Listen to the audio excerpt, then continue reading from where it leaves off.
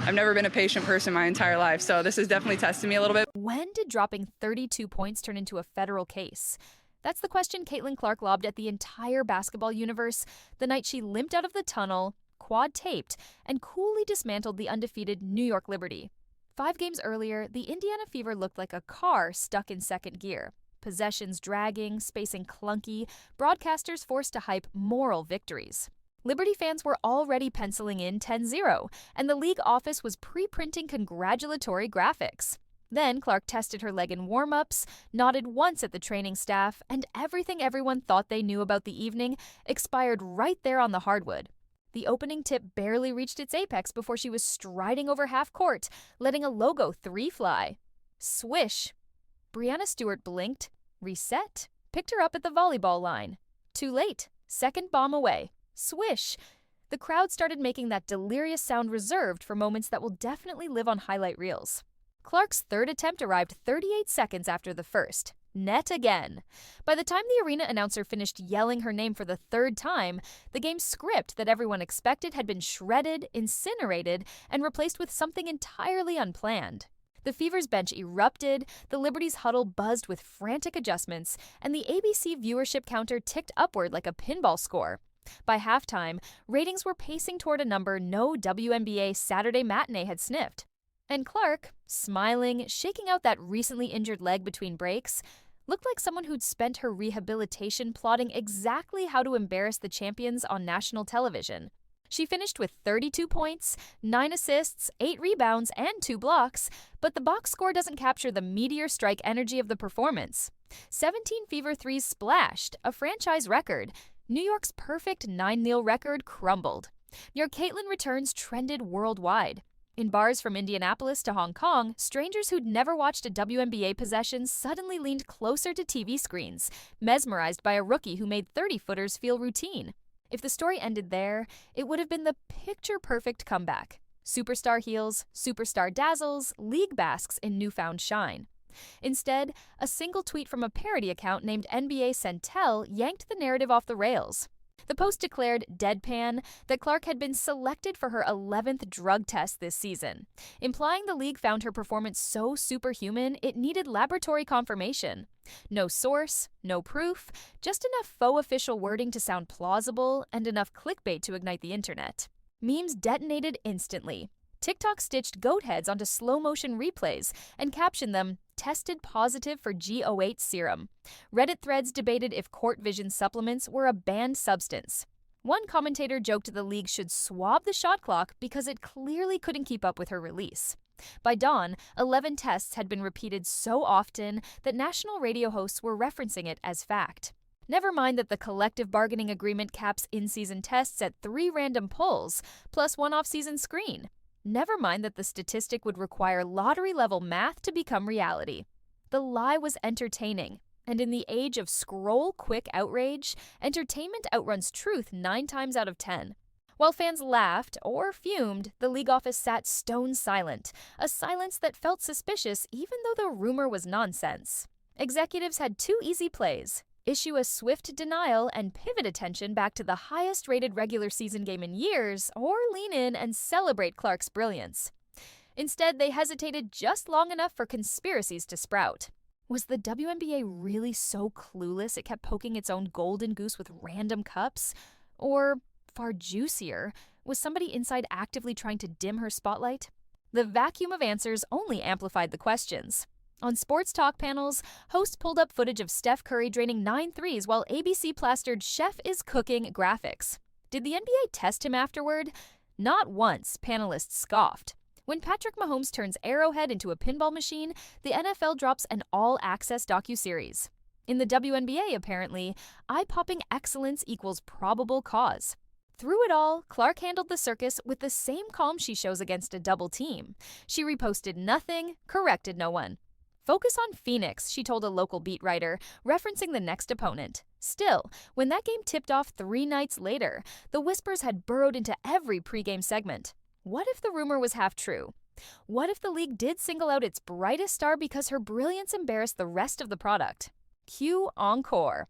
Against the Mercury, she piled up a near triple-double, slung a behind-the-back dime that pinged off 3 highlight accounts before the television crew cut to replay, and walked off to a standing ovation that felt as much like defiance as admiration. No reports of a test surfaced afterward, just a note that League Pass streams in East Asia temporarily crashed, apparently overloaded by viewers who'd heard about the Hong Kong superfans who flew 22 hours to watch her live. The 5 travelers hoisted an unstoppable number 22 banner during warm-ups.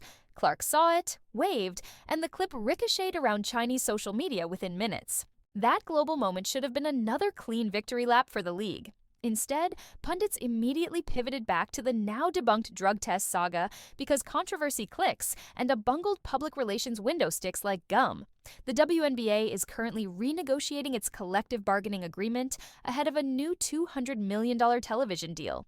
Players want revenue sharing that finally reflects their expanding audience. Owners want a bigger slice of sponsorship dollars. Clark, quite literally, is the leverage both sides plan to wield. Undercutting her shines a floodlight on league leadership's worst fear, that they could fumble the rarest asset in women's sports, a generational talent who moves ratings, merchandise, and cultural conversation in one swoosh. Why does suspicion latch onto her in the first place? Part of it is simple. She changes the geometry of the game.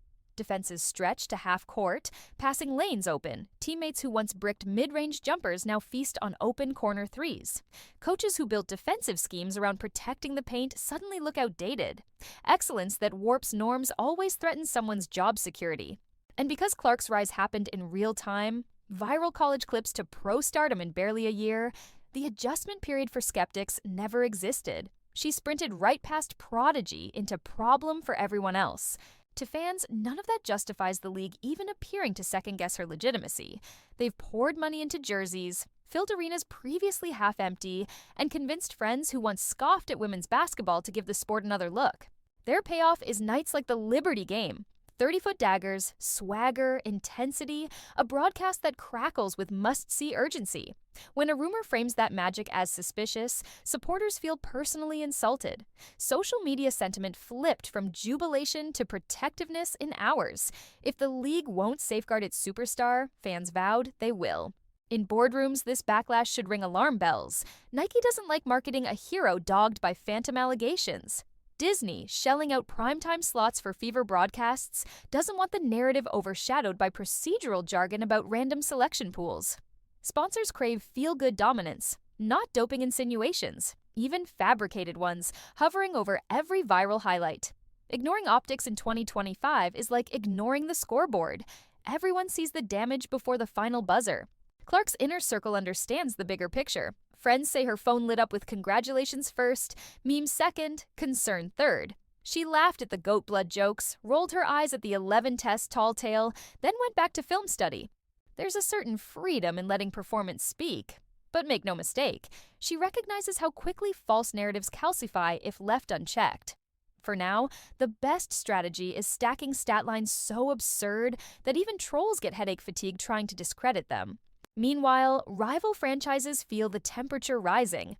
Ticket requests spike whenever the Fever visit. Opposing arenas reconfigure camera angles to capture logo range attempts. Young hoopers copy Clark's one-motion release on playgrounds, and coaches running summer camps insert Caitlin distance shooting drills right after layup lines.